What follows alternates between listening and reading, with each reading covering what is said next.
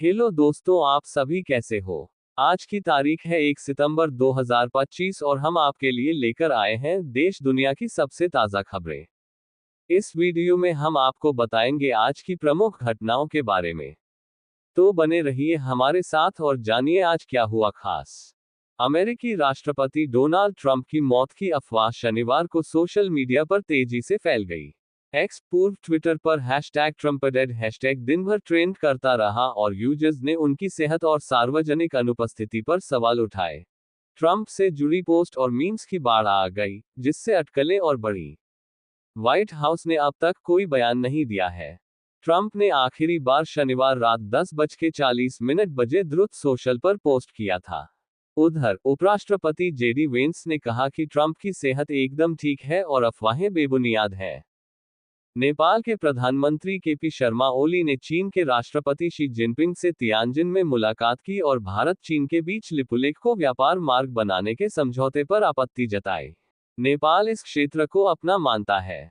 ओली ने उम्मीद जताई कि चीन इस मुद्दे पर नेपाल का समर्थन करेगा, हालांकि चीन की ओर से कोई प्रतिक्रिया नहीं आई।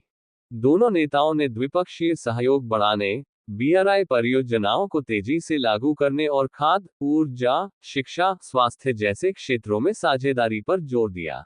ओली ने नेपाल को शंघाई सहयोग संगठन (स्को) की सदस्यता दिलाने में चीन से समर्थन भी मांगा। यूक्रेन के सांसद और पूर्व संसद अध्यक्ष एंड्री पारुबी की लविव शहर में गोली मारकर हत्या कर दी गई। पुलिस ने इसे सुनियोजित हमला बताया है, जबकि हमलावर अब भी फरार है।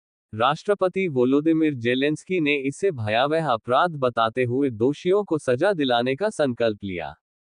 यूरोपीय संसद की अध्यक्ष रोबर्टा मेत्सोला और यूक्रेन के पूर्व राष्ट्रपति पेत्रो पोरोशेको ने भी शोक जताया। पारुबी 2004 की ऑरेंज क्रांति और 2013-14 के आंदोलन में अहम भूमिका निभा चुके थे और यूक्रेनी भाषा व पहचान के प्रबल समर्थक थे। मनसे प्रमुख राज ठाकरे ने मराठा आरक्षण मुद्दे पर कहा कि इसका जवाब केवल उपमुख्यमंत्री एकनाथ शिंदे ही दे सकते हैं, क्योंकि पिछली बार समाधान उन्होंने ही किया था। मराठा कार्यकर्ता मनोज जरांगे आरक्षण की मांग को लेकर मुंबई के आजाद मैदान में अनशन पर बैठे हैं। राज ठाकरे ने पूछा कि फिर से यह मुद्दा क्यों उठा। वहीं भाजपा मंत्री चंद्रकांत पाटिल ने शिंदे का बचाव करते हुए कहा कि सभी मांगों का दस्तावेजों के आधार पर समाधान किया गया है, लेकिन कुछ मांगे व्यावहारिक रूप से संभव नहीं है। जरांगे मराठा समाज को ओबीसी के तहत कुनबी मान्यता देने की मांग कर रहे हैं। अमेरिकी राष्ट्रपति डोनाल्ड ट्रंप ने भारत पर कुल 50% टैरिफ लगा दिए हैं, जिसमें से 25% व्यापार घाटा कम करने और 25% रूस से तेल खरीदने की सजा के तौर पर बताया गया। लेकिन न्यूयॉर्क टाइम्स की रिपोर्ट के अनुसार, असली वजह 17 जून को पीएम मोदी और ट्रंप के बीच हुई फोन कॉल थी। ट्रंप ने खुद को भारत-पाक संघर्ष रोकने वाला बताया और नोबेल शांति पुरस्कार की उम्मीद जताई। मोदी ने इस दावे को खारिज करते हुए कहा कि संघर्ष विराम अमेरिका के बिना हुआ। इससे ट्रंप नाराज हो गए और भारत के प्रति उनका रुख सख्त होता गया। रिपोर्ट दर्जनों अमेरिकी और भारतीय अधिकारियों के हवाले से तैयार की गई है। पुरी की विश्व प्रसिद्ध रथ यात्रा के 3 रथों के एक पहिए अब संसद परिसर में स्थापित किए जाएंगे।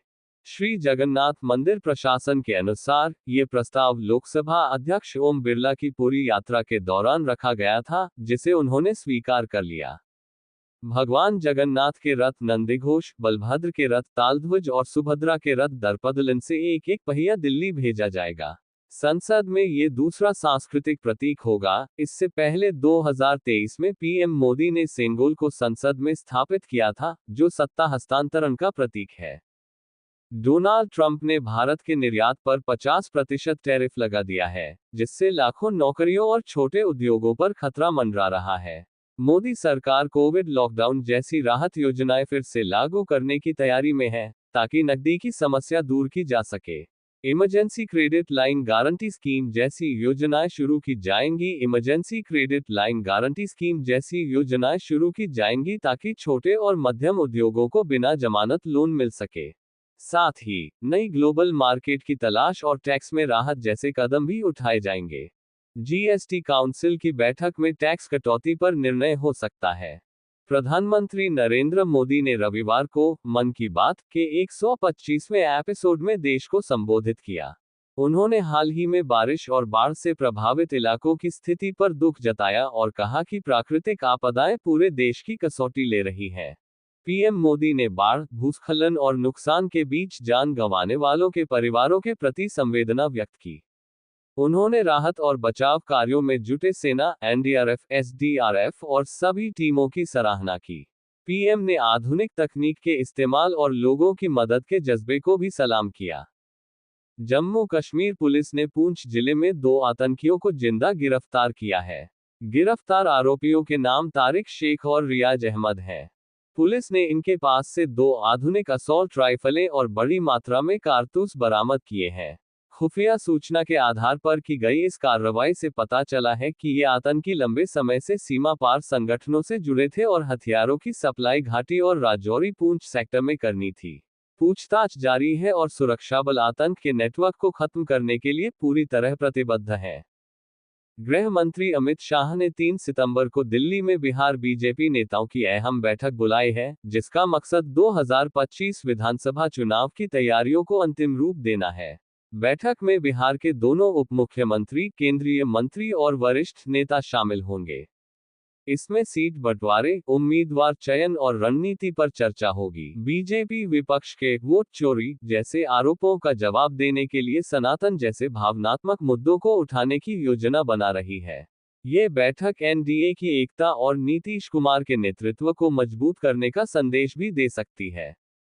भारत और अमेरिका के बीच बढ़ते टैरिफ विवाद के चलते भारतीय डाक विभाग ने अमेरिका जाने वाली सभी डाक सेवाएं अस्थायी रूप से निलंबित कर दी हैं।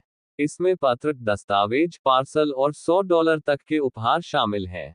ये कदम अमेरिका के नए नियमों और भारतीय वाहकों की तकनीकी असमर्थता के कारण उठाया गया है। अमेरिका ने हाल ही में $800 तक के आयात पर शुल्क मुक्त छूट खत्म कर दी है, जिससे नया शुल्क ढांचा लागू हो गया है।